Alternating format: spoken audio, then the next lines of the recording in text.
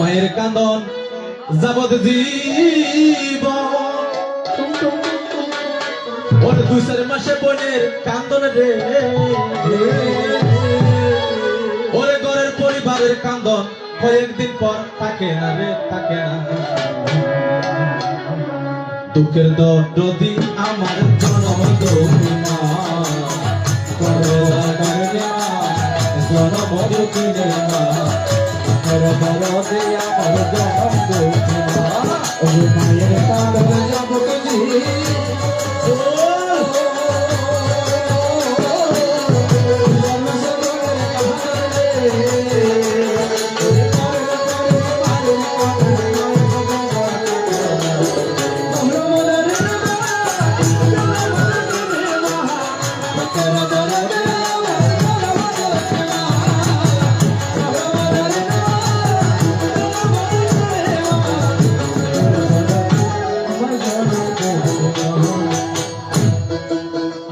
সন্তানকে হত্যা করতে পারবো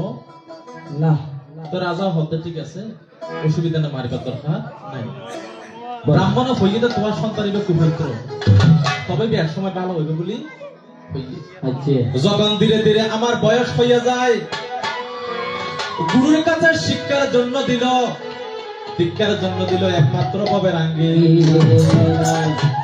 গুরুর কাছে যাওয়ার পর যখন আমার সকল শিক্ষা সম্পূর্ণ হইয়া যায়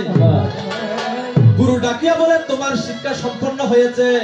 এবার তুমি বিদায় হও তোমারে যা গুরুদেব আই তো যাই তো অনরে গুরু দক্ষিণে কি দিও 1000 আঙ্গুলের মালা কাটিয়া মালা বানাইয়া আমার জন্য আনো সর্বদাই 1000 আঙ্গুলের মালা হারিয়ে নে মানে বেটা হাল্লাই গুরু দক্ষিণে লাই হ্যাঁ কইতে সিটিং হলা ও ভাই এত ভালো লাগে কেন সিটিং হইছে হতে 1000 আঙ্গুল হারিয়ে নে তো তুমি মালা বানায় আর দিতে পারো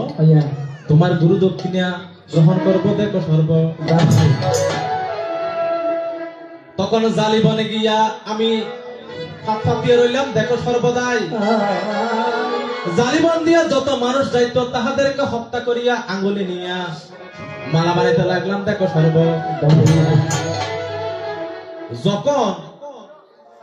জালিবন দিয়ে যখন আমি মানুষ হত্যা করতেছি এটা যখন প্রচার হলো রাজন তখন প্রকাশ করিয়া যায় প্রসিদ্ধ কর এই অঙ্গুলিমালকে তখন আমার নাম দেওয়া হয়েছিল হিংসক সর্বপ্রথম নাম হয়েছিল হিংসক এখন মাতা পিতা চিন্তা করতে হিংসক নাম আমার সুন্দর নাম